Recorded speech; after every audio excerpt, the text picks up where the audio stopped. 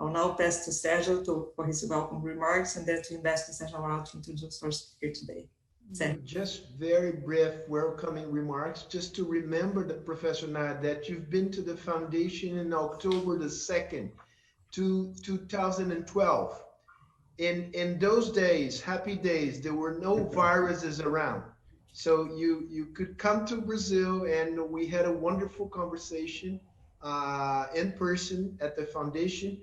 I hope in the near future we can do that again, but it's since we cannot get together because of the pandemic, it's a real pleasure to have this Zoom conference with you. I'll turn now to Sergio Amaral.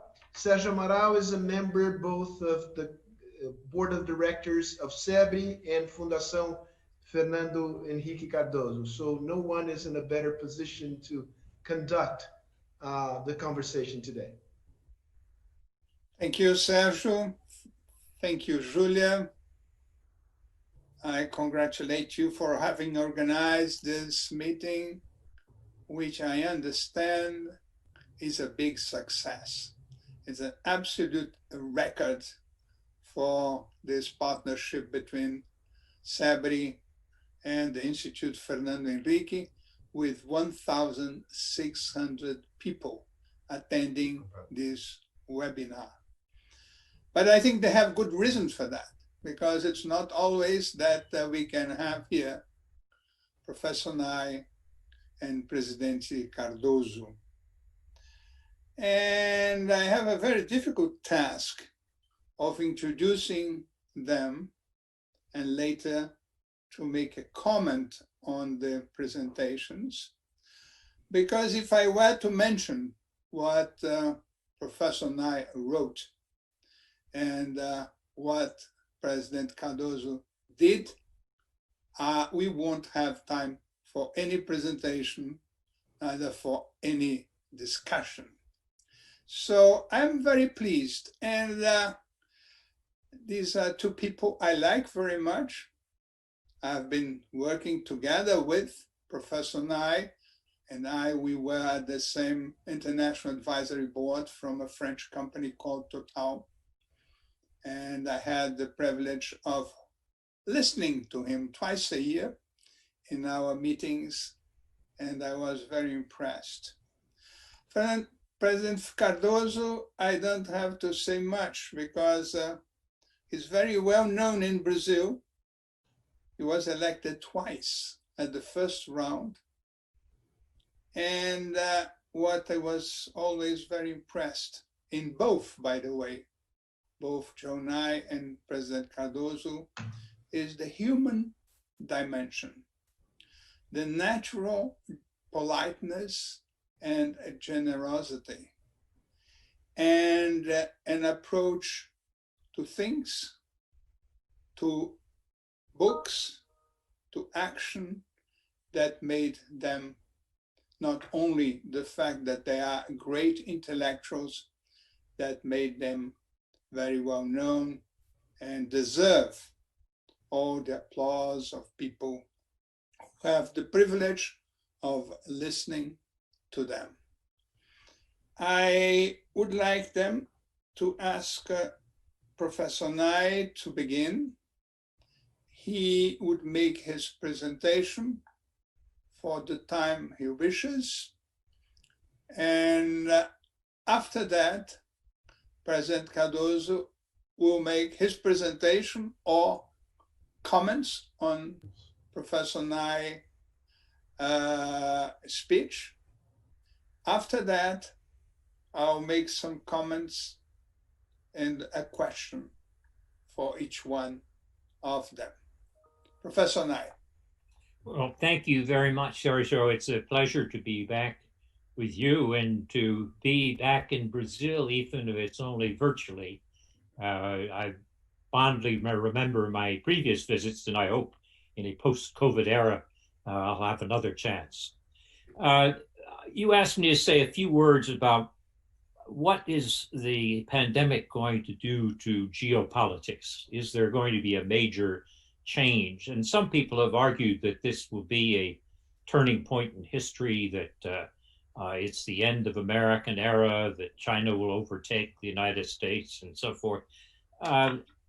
Before we make any predictions, I should say the first thing about this is we need humility, because there's so much we still don't know about this virus.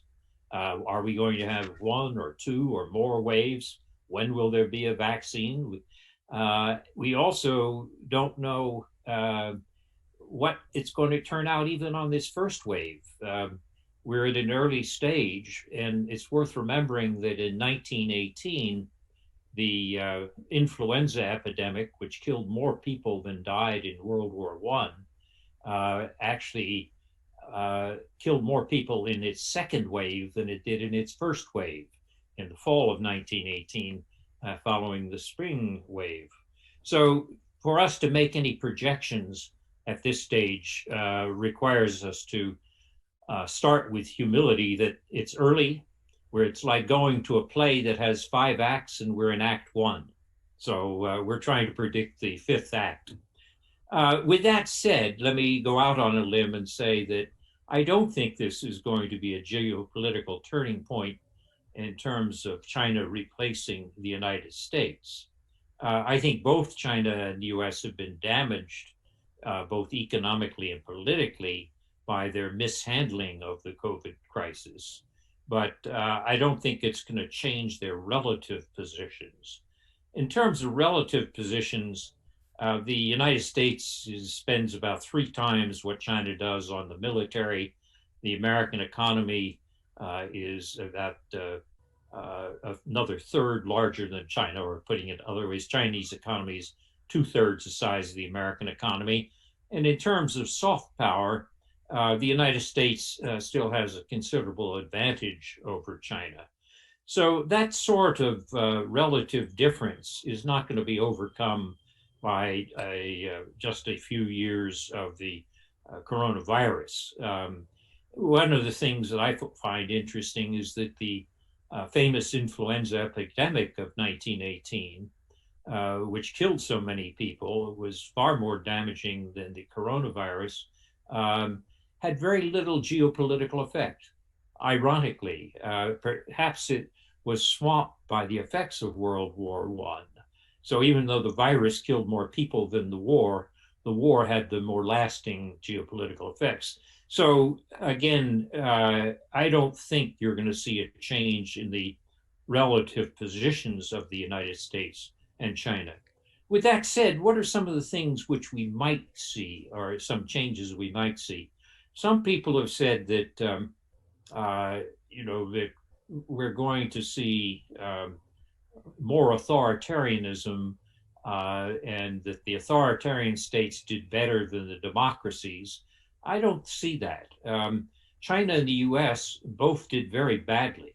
The leadership in both cases, both Xi Jinping and Trump, started with denial. They delayed, which led to a lot of deaths. And then they turned to shifting the blame. And then they turned to propaganda competition. Now, one of them was a Democrat, or from a democratic society, the other from an authoritarian society. I would say they both did equally badly. And in contrast, some leaders from democratic countries, like New Zealand or South Korea, have done surprisingly well. So the argument that this was the end of democracy and the authoritarians were taking over, I don't think that's true. What we do see is that people who already had an authoritarian tendency have used the excuse of COVID to increase their authoritarianism. Look at Hungary is a case in point. But I don't see this as a proof that democracy is weak and authoritarianism is strong when it comes to dealing with crises. The other thing people say was, well, it's the end of globalization. It's the final nail in the coffin of globalization. I think the crisis, the economic crisis that accompanies the pandemic is certainly going to have very negative effects on the world economy and probably on politics. But to say it's the end of globalization, I think is exaggerated. I think there'll be a decline in some of the economic globalization that we associate with trade. But people ought to remember that there's more than one type of globalization. If globalization means interdependence at intercontinental distances, there's also ecological globalization, which is driven by the laws of biology and physics, not by politics. And the COVID pandemic is a perfect example of ecological globalization. Climate change is another example. And there's no way that these can be stopped by any state. No one state can start them or stop them by itself. And in that sense, maybe the answer is that the COVID epidemic shows us that some of the bad type of globalization will continue, even if some of the good type of globalization is somewhat slowed down. So I don't see a big change in terms of globalization or loss of democracy. I do think that on the US-China relationship, things are getting worse. In other words, it was already getting bad in the period before the pandemic. And now I think the fact that the two leaders have turned to this competition, this propagandistic competition, indicates that what we're going to see is an exacerbation or worsening of US-China relations, which is not healthy, because when it comes to dealing with pandemics or climate change, the US and China have to learn to cooperate.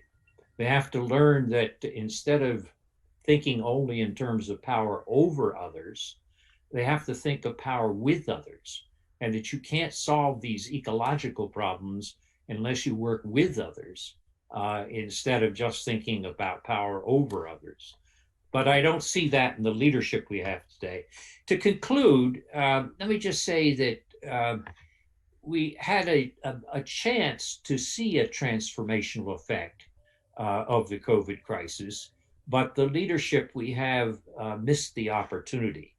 I've just recently written a book called Do Morals Matter, with a question mark in the title, Presidents and Foreign Policy since 1945. And I point out that every leader has to defend the interests of his or her country. They're hired as a trustee, if you want, by their people. So they can't fail to protect their national interest. The key moral question is, how do they define the national interest? Do they define it narrowly, short-term, transactionally, it's all mine? Or do they find it in a broad sense, in which it includes the interests of others? And in the period after World War II, when the United States spent over 2% or gave away over 2% of its gross domestic product in the Marshall Plan, they did that because it was good for the American national interest, but it was good for the Europeans too. And the net effect of that was to create a framework in which you had the beginnings of the European Union, as well as a strong Atlantic alliance and a great deal of American soft power as a result. Imagine that in this episode, that instead of taking the position he did, that President Trump had said, I'm going to ask China and other G20 members to join me in setting up a special COVID fund to help poor countries. Because if there's a reservoir of this virus in the southern half of the globe, and it swings back to the north on a seasonal basis, that's bad for us. So we can serve our humanitarian interests and our national interest at the same time by joining together in creating this COVID fund for poor countries. That's not how President Trump dealt with it. It's not how Xi Jinping dealt with it. But if they had, think of the transformation in world politics. Instead of talking about withdrawing from the World Health Organization and greater power competition with China, suppose we had talked about organizing countries to create this common response. In the Cold War, people used to sometimes joke and say the only thing that would get the US and the Soviet Union to bury their differences was if there was a threat from an alien creature from Mars. Well, today we have the equivalent of an alien creature from Mars. It's called the coronavirus too. Yeah. But instead, and he couldn't care less about the humanity or what nationality of the humans it kills. It just wants to kill humans. But how have we humans responded to it? Very, very poorly. And yet we didn't need to. We could indeed have thought of a different approach, which might have capitalized on this crisis to really transform world politics. That's what I mean in my book when I say morals do matter. But we haven't seen that kind of leadership. And I'm hoping maybe next year, if there is a second wave of the pandemic, or if we have another pandemic, we'll have a different leadership with a broader view of the national interest as we deal with it. So those are my thoughts on what we now so far know about the crisis, the effects of the pandemic on world politics. But I'll stop where I ended, with a certain amount of humility. At this stage, we're still in Act 1 of the 5-act play. Okay. Thank Would you. you like to make some comments? Yes, please. Yes, go ahead. Okay. Well, first of all, I'm in full agreement with what has been said by Joe. I think after the pandemic, probably we'll turn back to the old days in one specific sense. America will continue to be the greatest power, no doubt about. China is ranking second and is making progress, but anyhow, the American power is still the most important power in the world.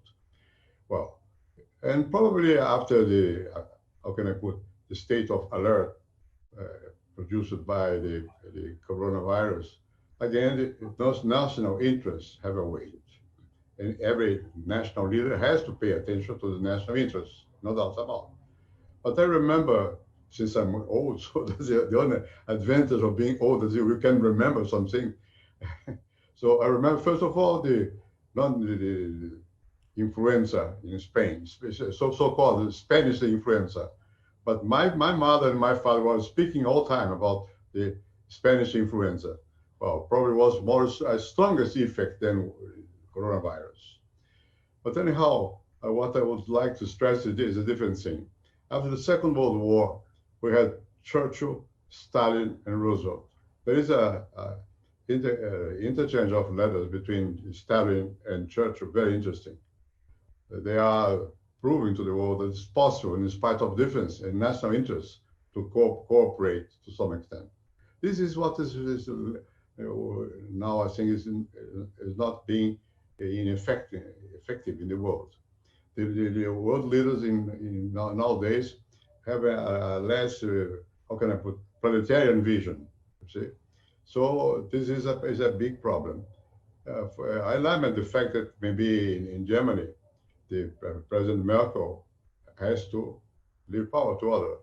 I don't know if this lady will be replaced by someone in Europe capable to have the understanding that is necessary to promote the union in Europe. What has been seen now in UK is great, is dramatic. The fact that UK is trying to abandon the European Union. But normally, looking from the Brazilian perspective, what is important is the fact that we are quite far away from America and from China. Both will continue to be important players in the world, but we are far away. So we don't. I think this is what's not necessary in our case, is to decide about some struggle non-existent yet between US and China. We have to, I think it's important. I agree with your argument. What is necessary is a moral argument in favor of the humanity. So the only role that Brazil can play is to express the more humanitarian view. We have to look after Africa, what's going on in Africa. Probably not yet, because the virus is not yet entering in Africa, but it will be tragic. what is happening now in Brazil? The virus starts in the middle of high-class people, those who have traveled to Europe or abroad. Now, well, we are more or less in our own way of life. We have no problem. But if you look what is happening in favelas or the shelter towns in general, the periphery of the big cities, it's a disaster. Because hopefully we have a health service, a universal health service, named SUS in Brazil, which is important. But in spite of that, the poverty is our main problem, inequality. I think that after the pandemic, this will continue to be our main question, my main problem. And I hope that the Americans and the Chinese will try to cooperate each other in trying together in solving these big human problems across the globe. I'm not sure if they will be capable of that. And I'm not sure because of different reasons. First has been said by Joe, the lack of leadership. Unfortunately, this is necessary. Without leadership, it's impossible to move away. We will stay in a situation of despair. But not just that. The way how people connect each other now, nowadays is quite different from what I have been before. Internet, we are speaking among ourselves here. You are in America, we are in Brazil. Very often I am speaking with people in Europe, or in Latin America, being in my home. At home, from home, I can speak. So we can connect with different people. But this is not in our case. This is a generalized situation. So it's much more difficult for those who have command to give orders, because we have to convince people. We need to be more close to people, and to be the people have to understand what we want, not to say, I have authority to impose. Nobody has more authority to impose. So after the new communication means, it will be difficult not to take into account other people's situation. Have to, because otherwise they will protest. That's good, and have some problems too, so from the point of view of those who have power. I remember I was living in Paris in '68. I was professor at the University of Paris in Nanterre. Well, this was the beginning. I was highly impressed by the fact that what really made a kind of connection between people was TV and radio. Because the matters in Nanterre, inside the campus, were very small, very individual problems. How it would be possible for men to enter into the dormitories of ladies. This was the main question there. Well, meanwhile, in one suburb of Paris, Flem, there was a strike, a working class strike. But that was nothing true, because France was used to have strikes. So what connected that was the sense produced by TV and radio, and that the things in life are not in good shape, in general terms. The number of people that decide to divorce was enormous in Paris during the May events in '86, I guess. I don't remember. Well, so this is a very profound transformation. We can speak each other, independent from stable structures, governments, parties, enterprise, so on and so forth. So this is a new world. And I hope the leadership in the world will take this into account. But in this new world, it's difficult to impose anything. We have to convince people. So the new way we are living now are more favorable to democracies than to authoritarian rules. I know that's possible to impose in just, I don't know, in Turkey, I don't know where, in North Korea, could be. But in any case, we Brazilians, we are Westerns. I'm not saying that because I like to be, I am. I have no alternative. So we love freedom, we love people, independent people. So this cannot be changed immediately. It will be impossible to change this. The same applies to America. I don't know enough.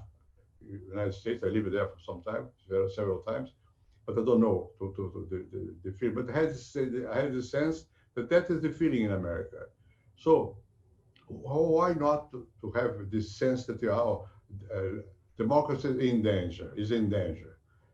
At least the authors I read recently, they are speaking about internal deterioration of the destruction of democracy, but internal deterioration. How democracies die. This is the title of one of the volumes I read. Well, that's possible, but it's not because of China. It's not because of the enemy. It's an internal disease. It's not an external disease. I hope that after the coronavirus, we'll be capable to understand more what has been said by Jojo. The fact that we have no alternative. We are interconnected. The global economic structure are there.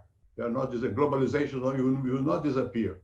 And on the contrary, disease will be more global as we are now facing the coronavirus. So we have good moral arguments to cooperate and not to be in permanent struggle. So that's the comment I would have. It will be totally in favor of what have been said by you. I do agree with you, clearly agree with you. And let's see what the audience will ask us about.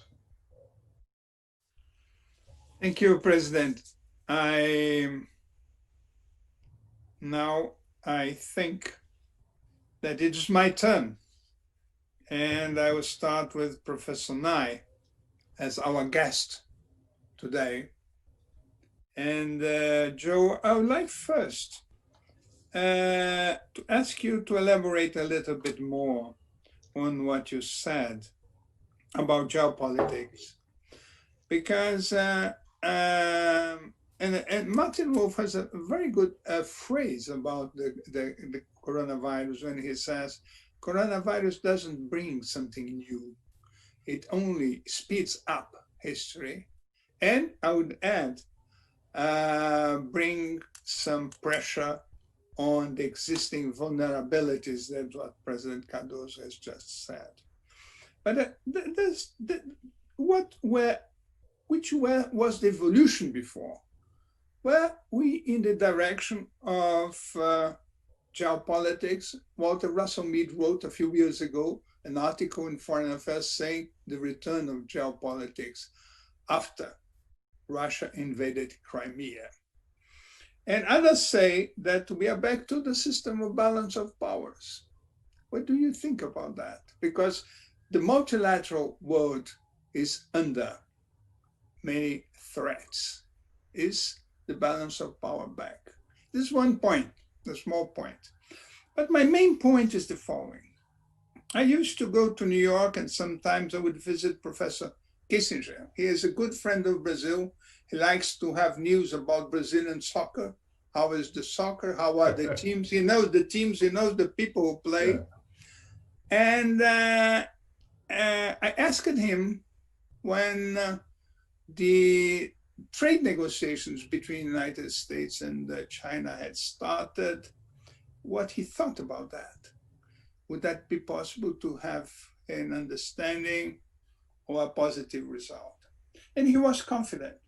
He said that since the Wall Street and the financial community was interested, Mnuchin, the Secretary of the Treasury, was part of the missions to China.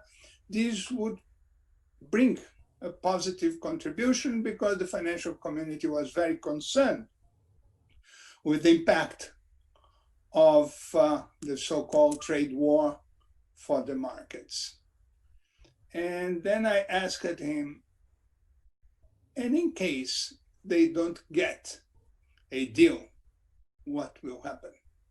And he said, then we are going towards a confrontation and all other countries will have to take their sides. The final of this phrase, of this sentence, is a matter of big concern for us, as you can imagine.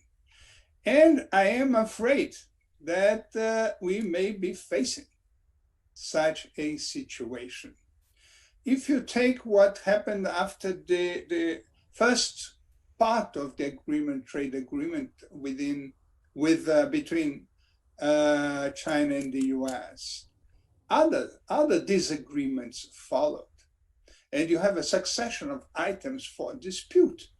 It was no longer trade, then became technology, then became the Chinese model. Then you have decoupling, which I think it's it's difficult even to consider that you could separate the value chains which have been integrated along many years.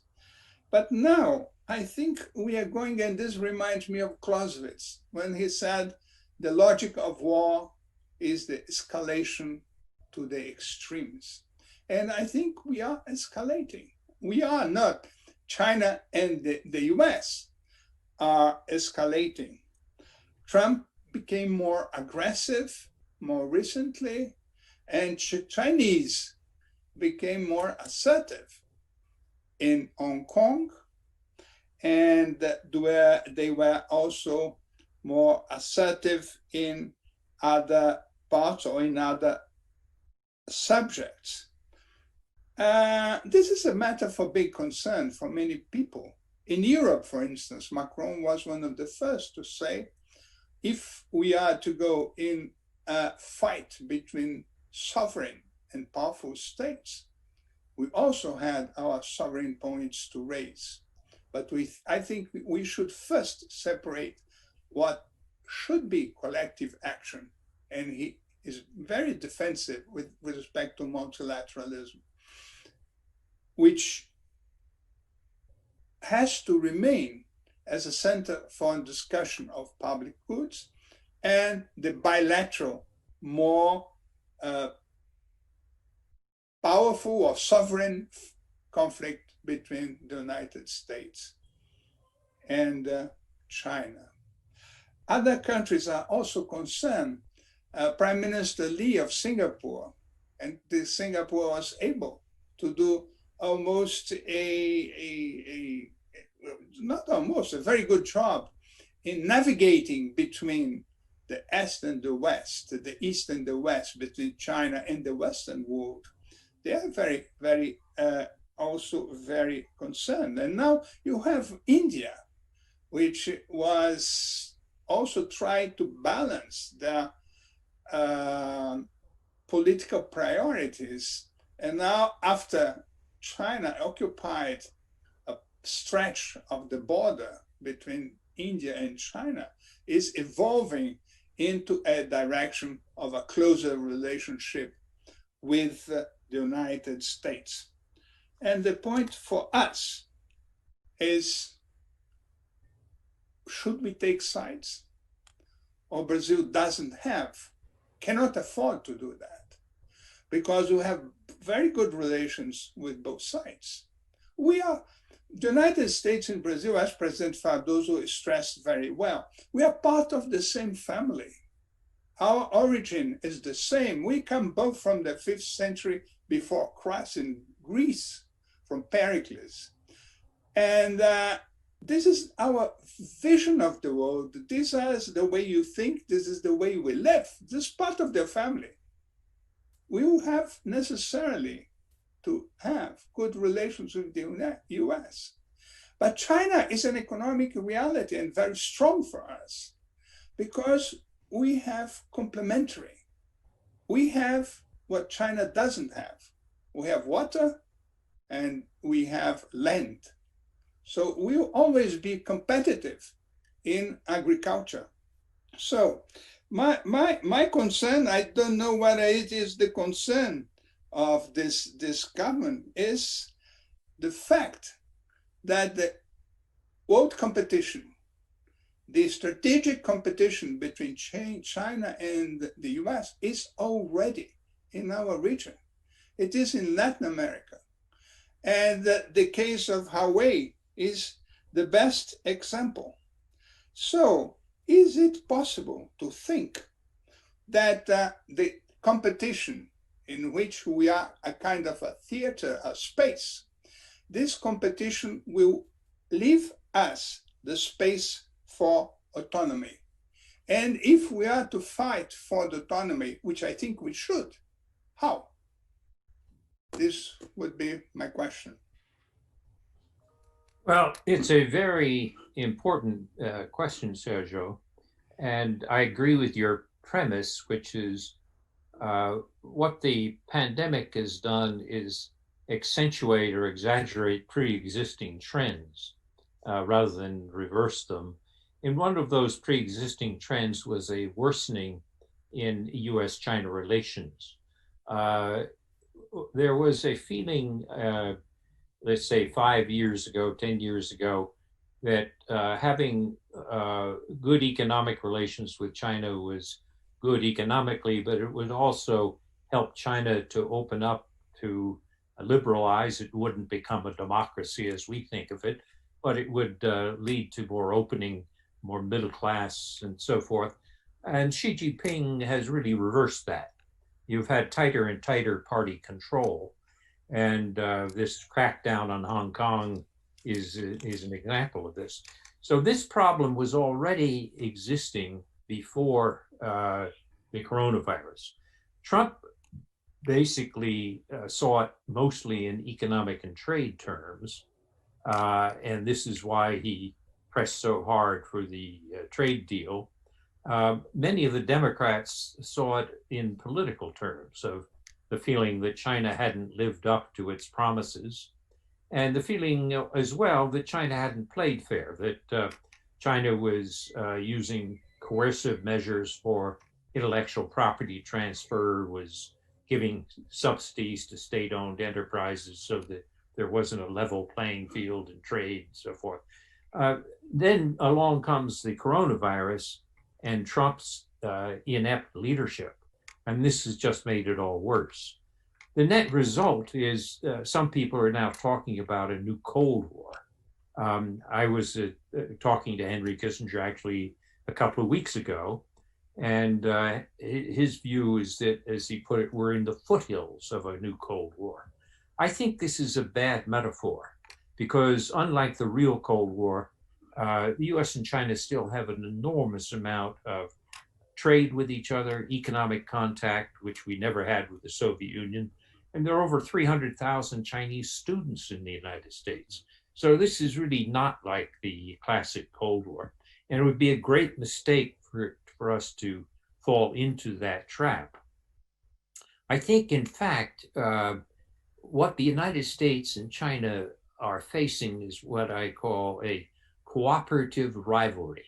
There's some areas where we must cooperate, pandemics, climate change, and there's some areas where there's going to be rivalry. For example, the question of freedom of navigation in the South China Sea or the East China Sea. What we've got to learn, the United States has to learn, is how to do both at the same time, to cooperate and to compete. And I think the role for Brazil is to say, we're not going to choose one way or the other when it's not in our interests.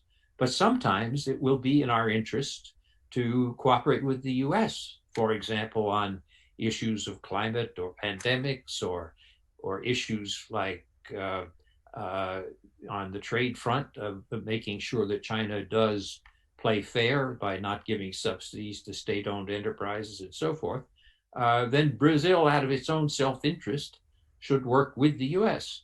But on other areas, when the United States is acting foolishly, such as when it withdraws from the Paris Climate Accord or threatens to withdraw from the World Health Organization, then Brazil should follow its own interests, which might make it closer to China's interpretation in that case. So I think Brazil is quite capable of making those decisions on its own. But in the larger picture, I think Brazil and the United States share some very fundamental values, and we also share some very common economic interests. And I think there'll be grounds for cooperation. What worries me is the Americans will act too foolishly and not realize that you can cooperate and compete simultaneously. And maybe the job for Brazil is to keep reminding us of that. Frankly, I think in the campaign that we're going to see this year, the presidential campaign, the Democrats and the Republicans are both going to talk tough on China. I think when Biden, if Biden is elected, which the odds seem to favor at this time, though one should never be too sure about anything when predicting politics.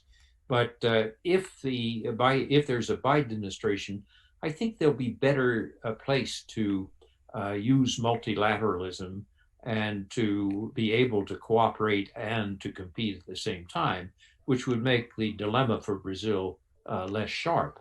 If Trump is reelected, and you can't rule that out, then I think Brazil and other countries and the United States are going to face a rough 4 years. Can I make a little comment on that? Yes, please. Well, I remember when we have the, not similar, but a situation in which Brazil had to be in neutrality. The clash was between the Nazi, Germany, and UK and America. The president was Vargas, and Vargas was capable to simultaneously, play the game with both. And the benefit was the fact that we had at the time the steel company in Brazil. This has been extracted from Americans in order to align Brazil with the Americans. We are maybe with the difference, of course, in a similar situation. We don't need to have our option now. We have to relate with our natural relations are with the Americans because we are Westerns, anyhow, far Westerns. We used to repeat was said by a French sociologist. We are far Western, but we are anyhow Westerns. So if we have a clash, we have our side, no doubt. But we are far away from this clash. So let's try to play the game with both sides, because we have our national interests impose this kind of situation. So you have space to play with both of them. Now, Sergio mentioned Huawei, a Chinese company of internet, I don't know what. Well, why should we put aside Huawei? And there is no reason for that. Let's see what we can extract, even from the Americans. If the Americans have a good technology, they have. Maybe we can have a lesser interchange with the Americans than with the Chinese. Let's see. But it's still soon to have this kind of automatic alignment with one of the sides.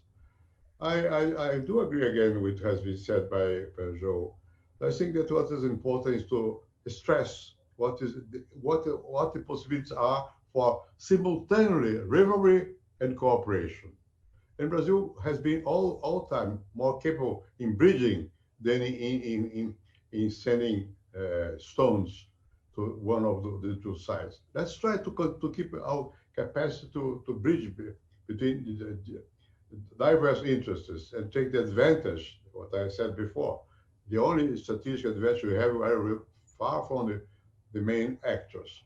And we are not main actors. We have no possibility to become in the coming years. So let's do like the Chinese did in the past. Patience, historical patience, and try to understand the situation. And I conclude by saying, and not put aside our moral commitments. We have to be on the side of democracy with respect to human rights, to freedom, liberty, elections, so on and so forth. But we have different interests when we are dealing with the markets. The markets are blind to these very morals. But as an average, I think that we have to play both sides. It depends on each issue. We have possibility to do that. Let's try to do that. Let's try. That's my view. Thank you, President. I think that both Joe and you presented very timely responses to this issue, which I'm afraid will become more common, or this issue will be raised more frequently at a time. We will have some concrete issues to decide. Now, I think it's the time to make a question to President Cardoso, and I think we should not waste this opportunity of having you here only discussing international issues. And I think everybody, and I know Joe likes to listen to you on domestic policy in Brazil, I would raise a question which is international, but which is also a big domestic challenge. And in this respect, I would quote Arminio Fraga in a very important interview he gave to Valor some weeks ago, in which he says Brazil, after the crisis,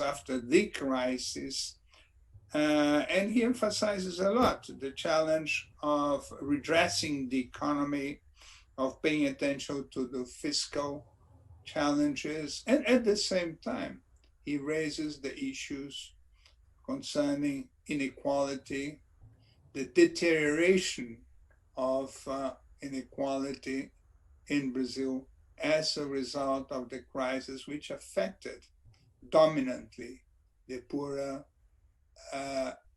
parts of the Brazilian society.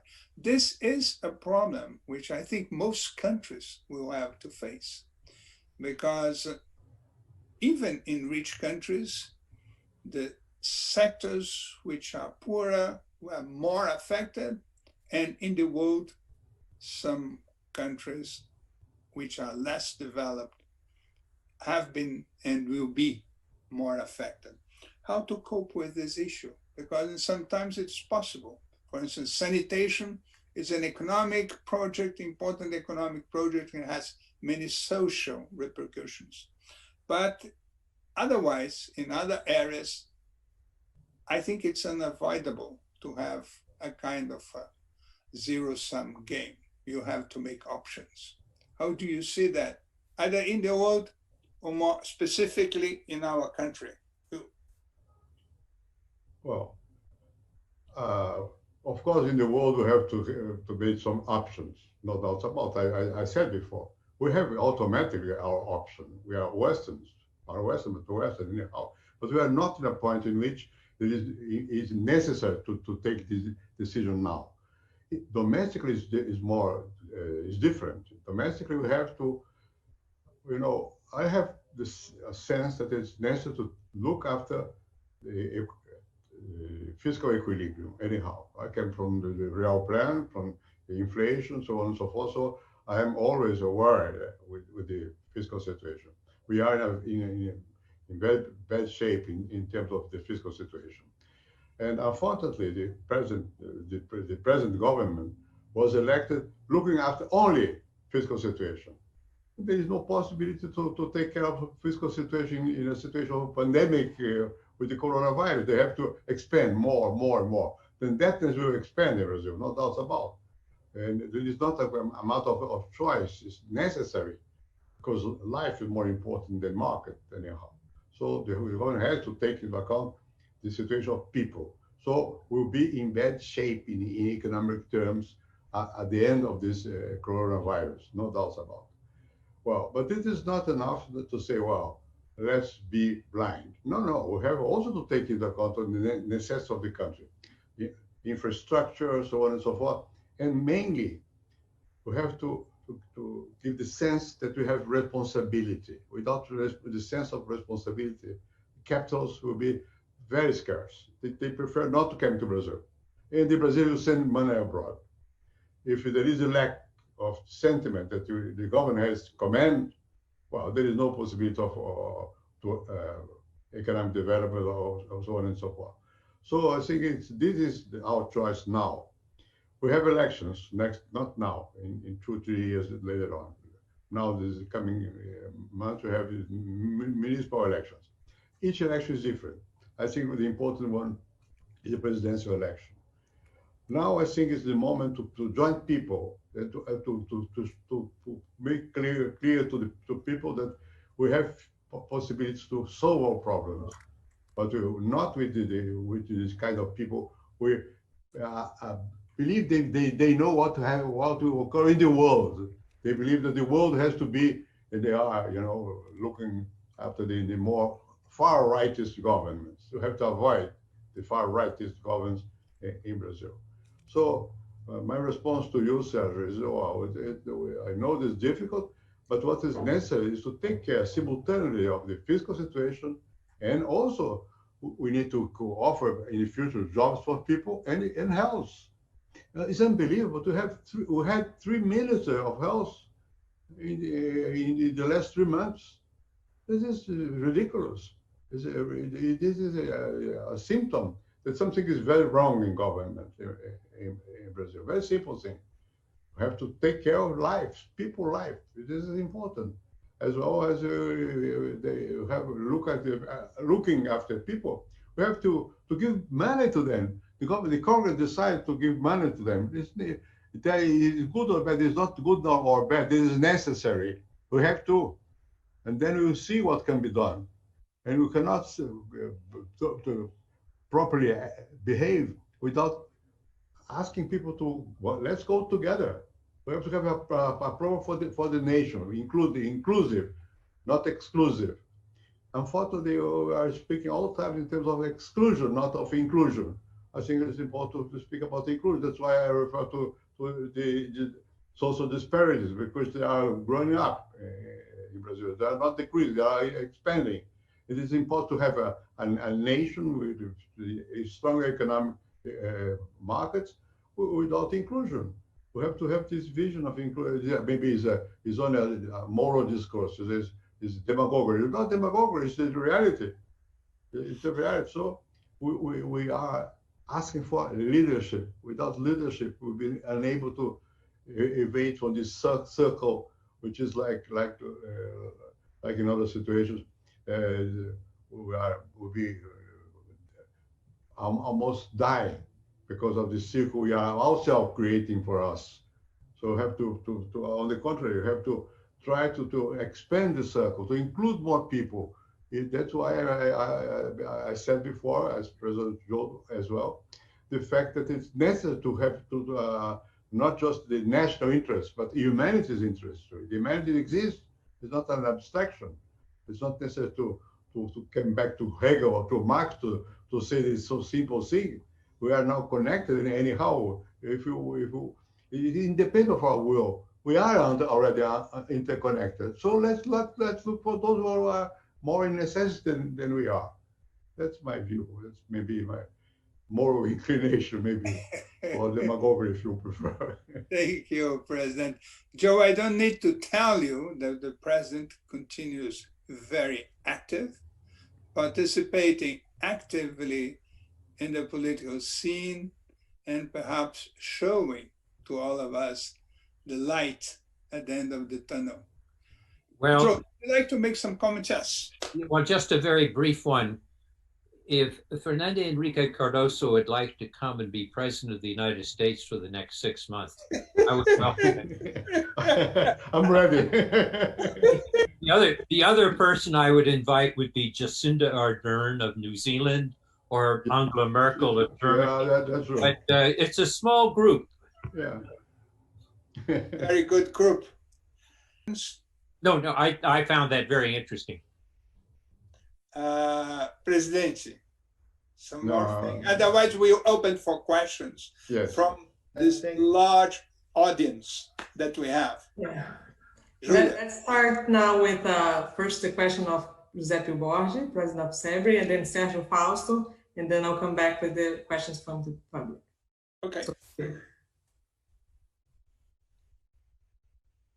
Professor Nani, in your last article, I believe, in the project syndicate, you defined the distinction between transactional leadership and transformational leaderships, and gave the example that was mentioned here before of the Churchill and Roosevelt after the war. And your conclusion being that the two most important leaders, President Trump and President Xi, were not transformational leaderships in this crisis. As we discussed at length today, China bashing is not a monopoly of President Trump or the government of President Trump, Pompeo and others, but also it's also in the whole Republican Party, the Democratic Party, the House, and the press. So First question, would a Biden president could a Biden president be a transformational leadership? And second question, what would you think a transformational Chinese leader could have done during this crisis? Thank you. Well, those are very interesting questions. Let me give you an example from a different country and a different time. Look at Jean Monnet in Paris after 1945. France had been invaded by Germany 3 times in 70 years. And the great temptation after a bitter war like that would have been to hold Germany down, to take away the Saarland or the Ruhr steel area.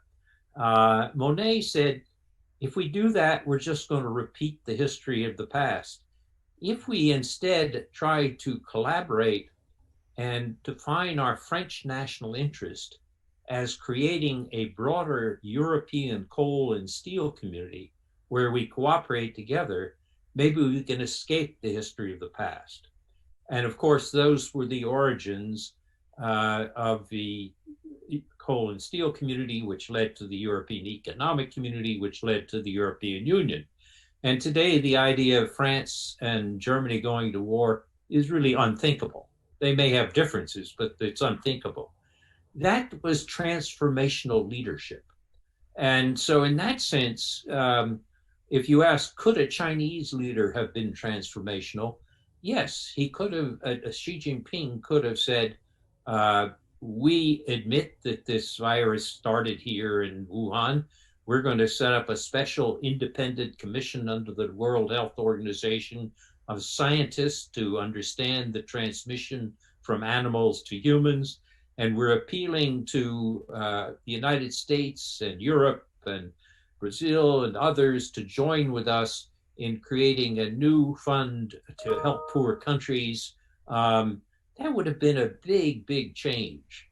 Instead, what he did was deny and then turn to what they call wolf warrior diplomacy, where the Chinese foreign ministry spokesman said, well, the virus may have started in Wuhan, but the Americans brought it to Wuhan, which was nonsense. That type of approach that Xi took was just the opposite of what Jean Monnet did. Or if you take the case of Trump, in my book on Do Morals Matter, I cite the case of Harry Truman and the Marshall Plan. You could have gone for keeping Germany down and keeping Europe poor. The Americans might have reached a short-run economic benefit from that.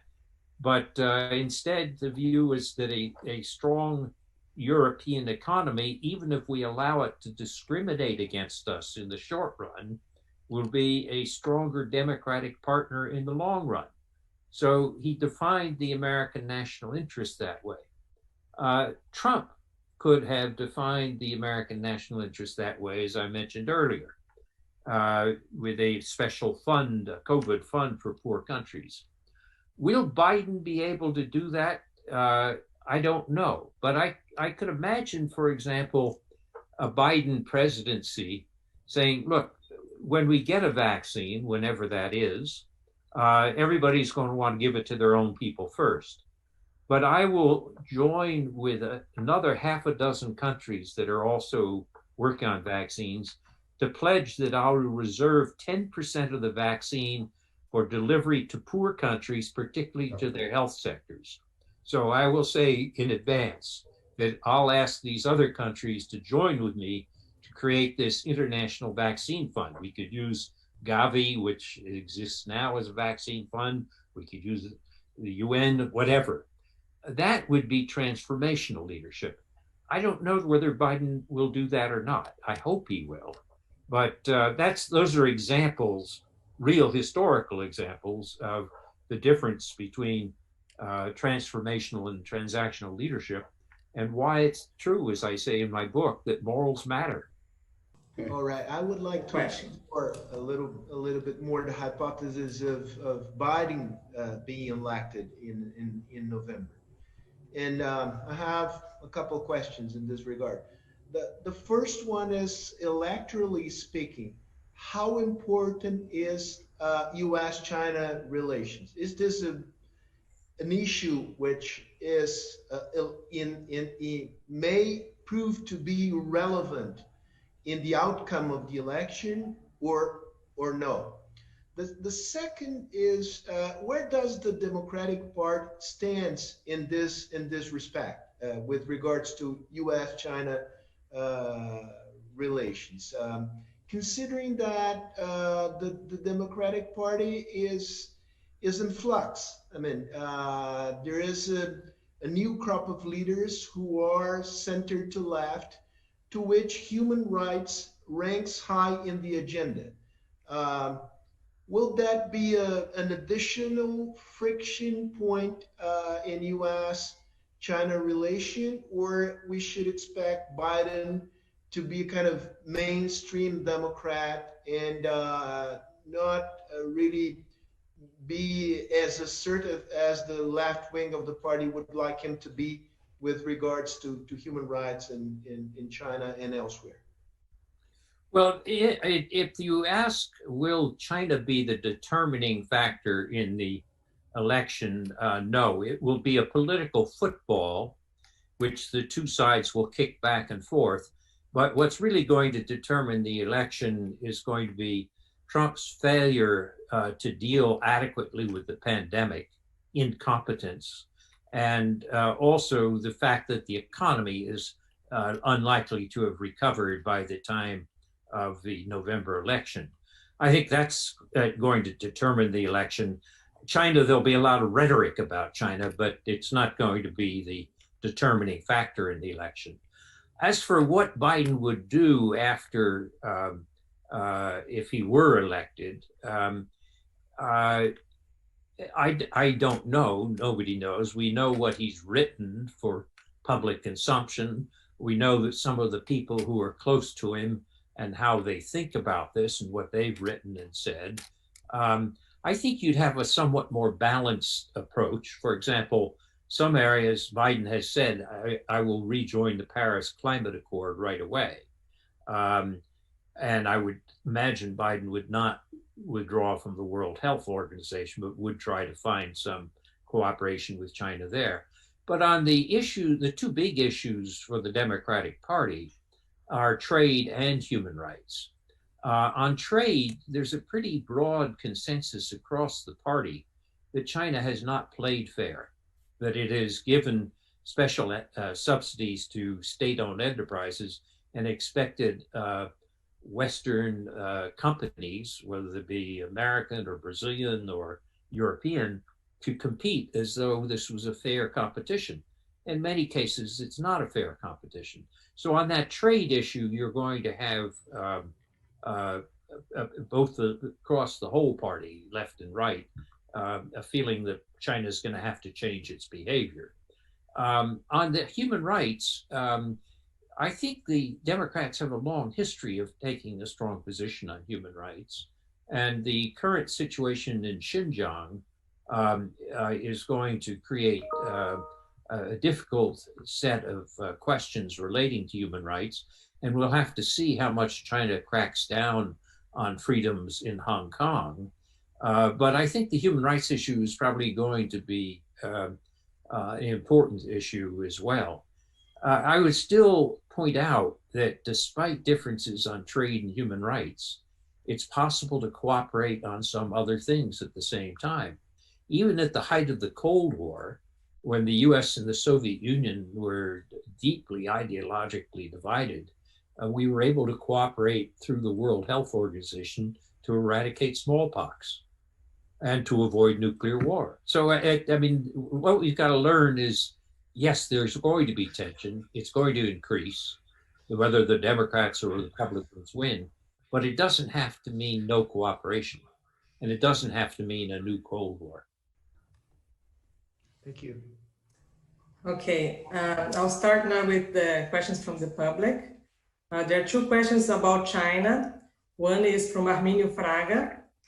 Can China grow into a more open society without the US as a role model, a soft power leader?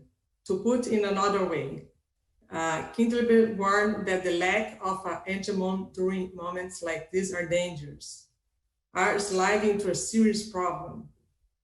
Luis Fernando Furlan asked also about China. What are your thoughts on what could be called a Chinese new colonization with a new Silk Road, with investments in the emerging world in infrastructure, acquisitions and companies, and government financing?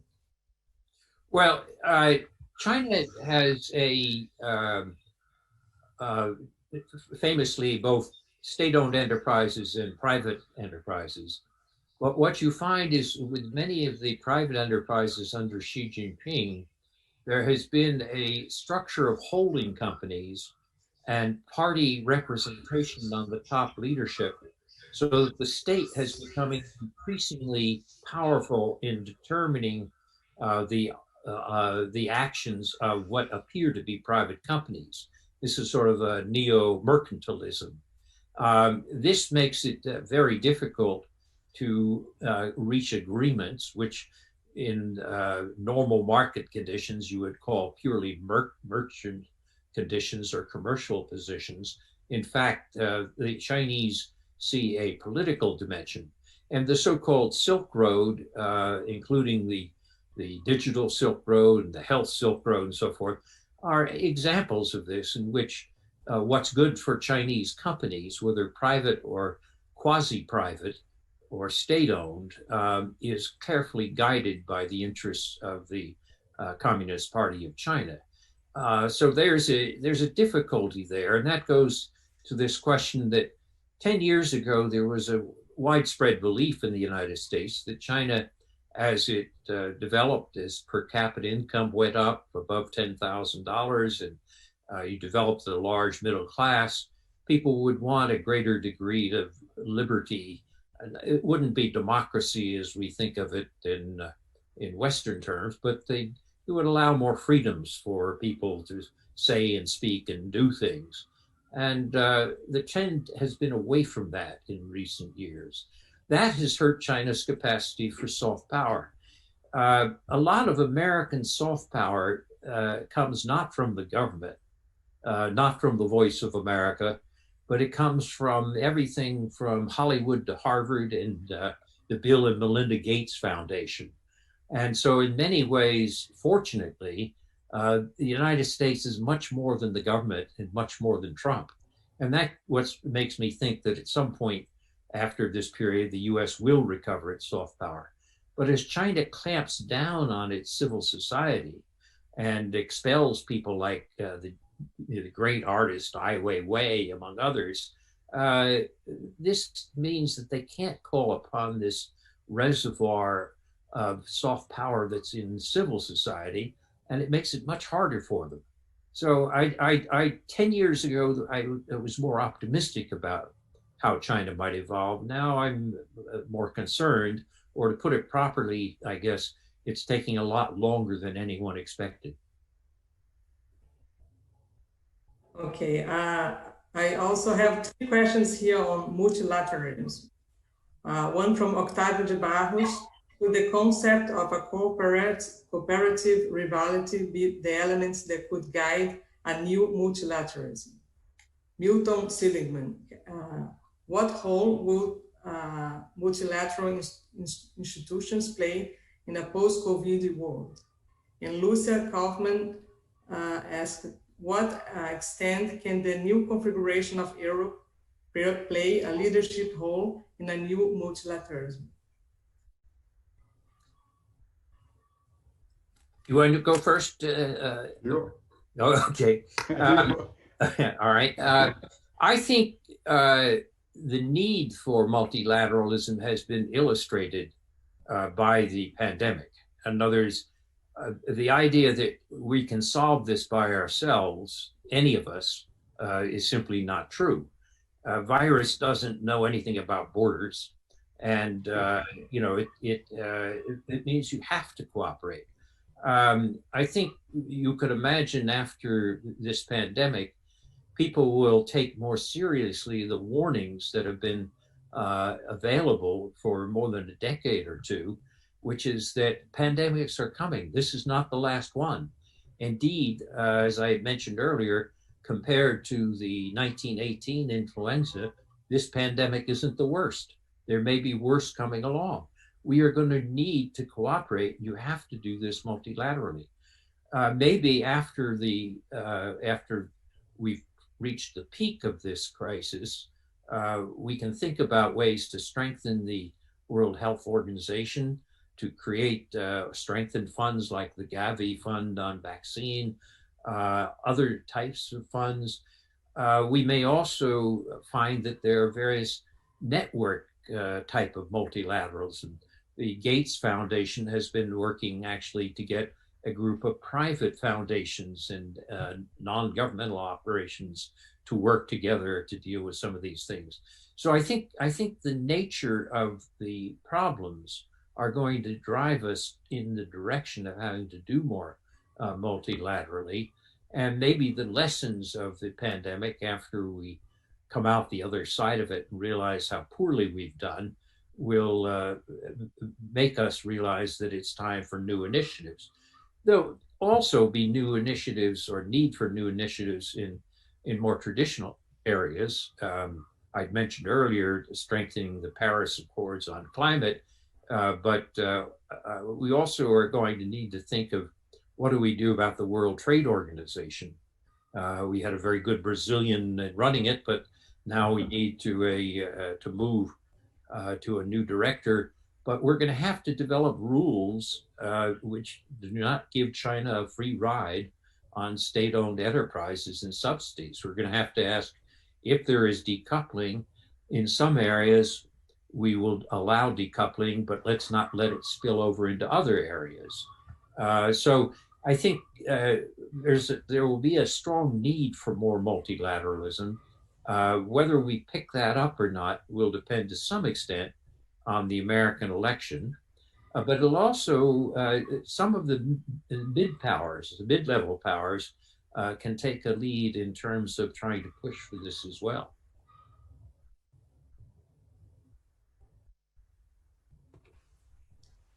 So you mentioned about the decoupling, and Claudia Trevisan asked if you see any chance of economic decoupling between US and China. Well, sorry, yeah, please. I mean, people talk about a total decoupling of the US and China. I think this is not in the cards. The supply chains which have been developed over time are very intricate and very complex, and they also are very beneficial in terms of economic growth in all countries.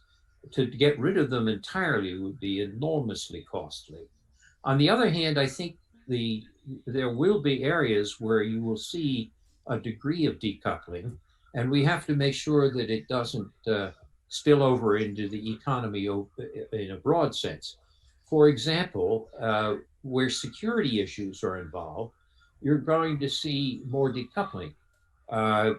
If you take the Huawei case, I don't think Huawei should be allowed to build 5G inside the United States, because we know a lot about Huawei as a company, and they are basically very close to the Chinese government and doing what the Chinese government wants. The idea that we should allow them to run our 5G networks makes no sense from a security point of view, and any more than China doesn't allow Google or Facebook to work inside China. China is already decoupled, if you want, and the Chinese internet does not allow major American companies to participate in China. It's ironic that China uses Twitter internationally, but refuses to let Twitter work inside China. So there is decoupling. It's already happened. What we have to make sure is that it doesn't spread so that you wind up with agricultural decoupling or decoupling related to rail cars or or other sorts of things. So in the security areas, we're going to need to set some rules in which you say, yes, if you feel this threatens your security, then you can decouple there, and we won't have a tit for tat letting it spill over into other areas of trade. So I think in multilateralism and trade and decoupling, we're going to have to rethink some rules in that area. So I'll pass now to Ambassador Sergio Amaral for our last comments, and also to our President. President, would you like to say some final words to stress some issues? Well, I am in full agreement with what everything that Professor Nye said. So I don't know what's going on in America. I think it's very important for the world to look cautiously what will happen in America, because this is a crucial question. It will affect us.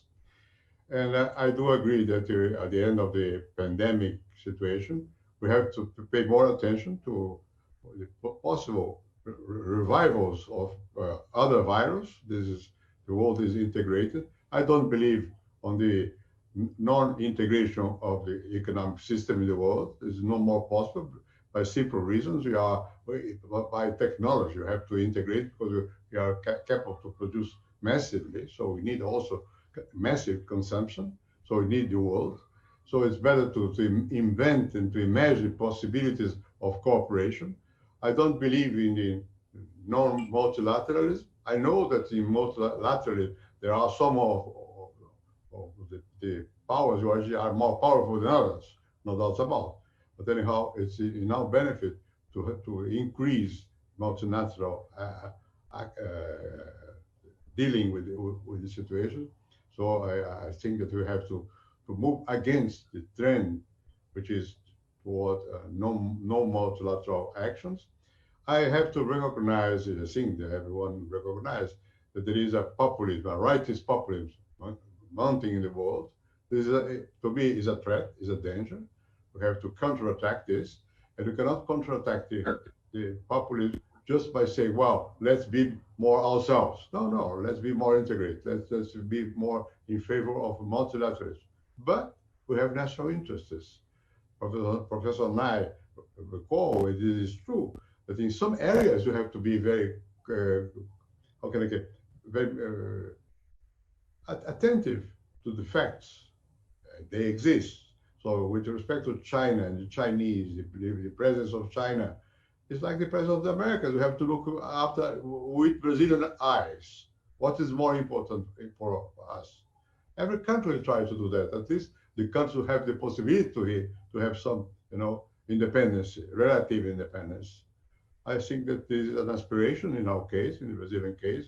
This is a reality in the American case, a reality in the Chinese case. And they have to take into account this, also these interests, our interests too. But anyhow, as an overall picture, I would be in favor of more multilateralism and no the exclusiveness of local interests because of mankind. Maybe, again, it's a dream. And anyhow, at that point in time in my life, I prefer to keep my dreams. Otherwise, well, dead. No, to be alive. Thank you, President. Joe, I thank you very much for being with us, for your time, for your very timely remarks on Brazil, on the US, and on many issues of large interest. And I think that the 1,600 people who signed in must be happy. Thank you very much, all. Well, thank you, and it's a pleasure to be back in Brazil, even if it's virtual. But this is why that you are coming again here to Brazil. I will. Fine. To your foundation. In my foundation, okay. It depends on Sergio now. Thank you, President Fernando Henrique. Thank you, Ambassador Sergio Amaral. Can I make one last personal comment? Yes. Professor Nye, I just found out where my uncle had a house, 18th century house in East Austin, near Marlboro, in New Hampshire. Oh, that's a beautiful area. Good. Is it far away from where you are? Well, it's about 60, 70 miles. Yeah, Not far. All right. not too far. Well, 1 hour drive. Yes, Thank exactly. you, Julio. Thank you so much, Professor. Thank you, everyone, Well, for Bye. Nice to see Bye-bye. everybody. today. Bye. Thank you. Bye. Bye-bye.